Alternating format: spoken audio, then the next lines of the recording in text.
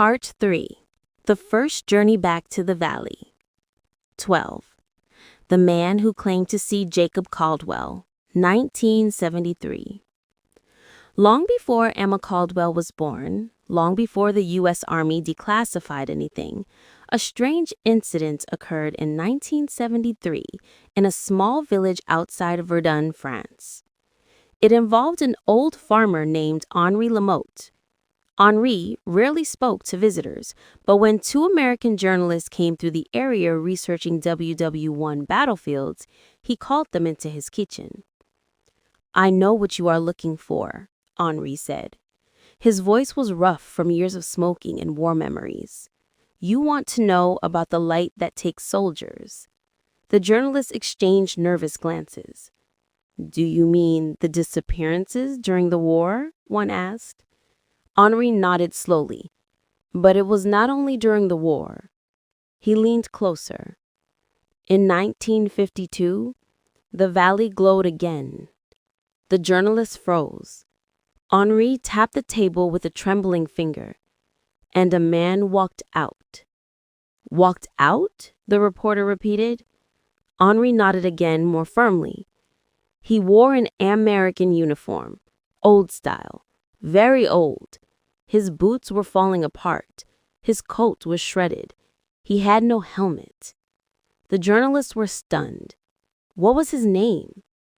Henri looked at them, eyes troubled.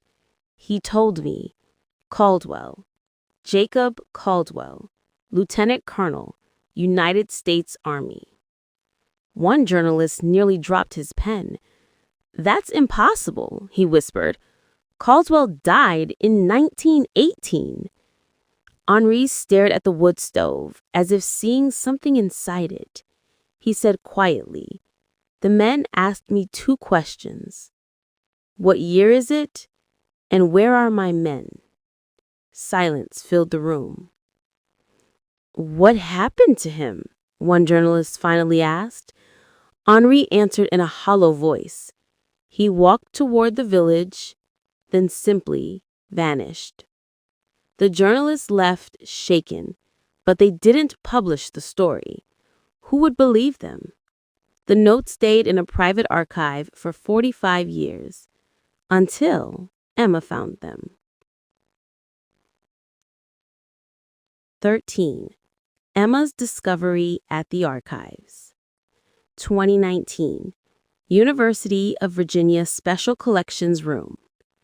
Emma sat in a temperature-controlled room reading a dusty folder labeled Unpublished WW1 Field Notes Verdun Region. The moment she saw the name Caldwell, her hands shook. The notes confirmed everything Henri said, the date, the sighting, the uniform. But there was one more detail the reporters hadn't caught. Henri had drawn a symbol in the margin. Emma froze. It was the same spiral symbol she had found on the letter in her attic. The first marker. Her heart pounded. Whatever her great-great-grandfather had encountered in 1918, it had not ended there. Whatever the valley was, it was still active. And someone had come out of it decades later. 14.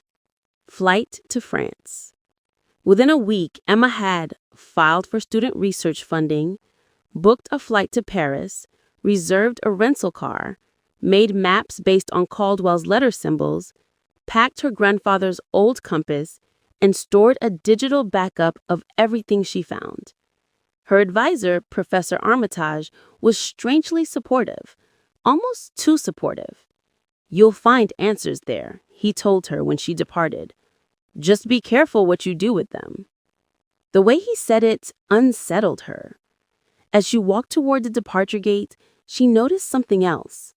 A man in a black coat reading a newspaper. Nothing unusual, except he was reading the same page every time she glanced back.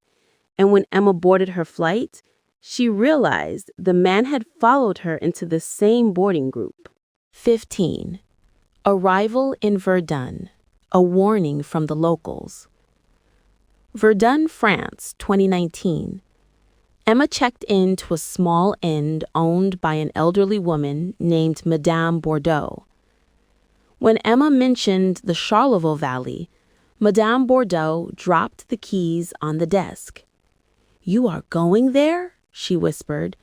Emma nodded. "Yes, for research." Madame Bordeaux stepped closer, speaking low. "Then you must leave before dusk." "Why?" "Because the fog comes," the woman whispered, "and with it, the voices." Emma blinked. "Voices?"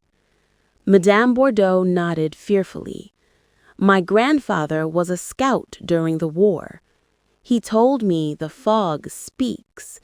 Soldiers hear their names called. Sometimes they answer." Emma tried to steady her voice. "What happens if they answer?" The old woman swallowed hard. "They don't come back." 16. Marker 1. The Ridge of the Scouts. The next morning, Emma stood at the top of the ridge described in the 1918 reports, the same ridge where the 3 scouts witnessed the battalion vanish. The valley below stretched out like a pale green bowl, quiet, peaceful. There was no sign anything horrific had happened here. But Emma knew better. She pulled out her phone, comparing the symbol from the letter to the rock formations. Then she saw it. A boulder with a carved spiral, exactly like the one in the letter. But the carving wasn't ancient. The edges were sharp, almost clean. Someone had carved it less than a century ago. Emma reached out and touched it.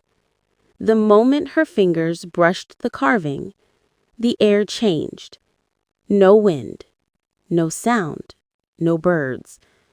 The temperature dropped instantly. A strange vibration pulsed beneath her palm. It felt like movement, like something deep beneath the ground had awoken.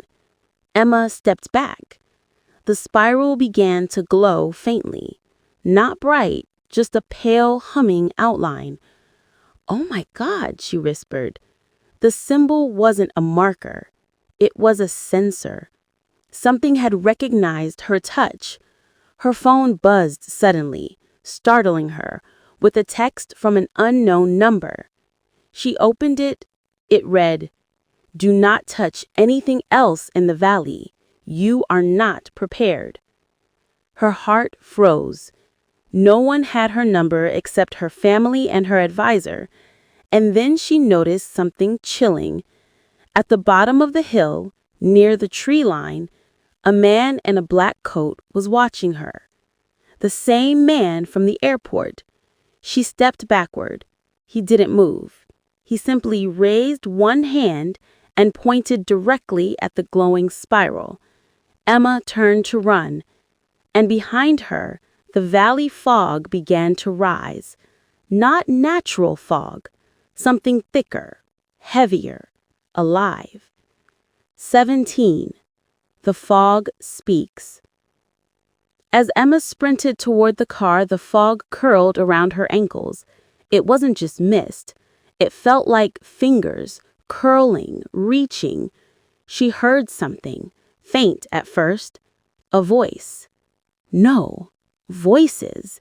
Hundreds of them, layered over each other, whispering in tones that were not quite human.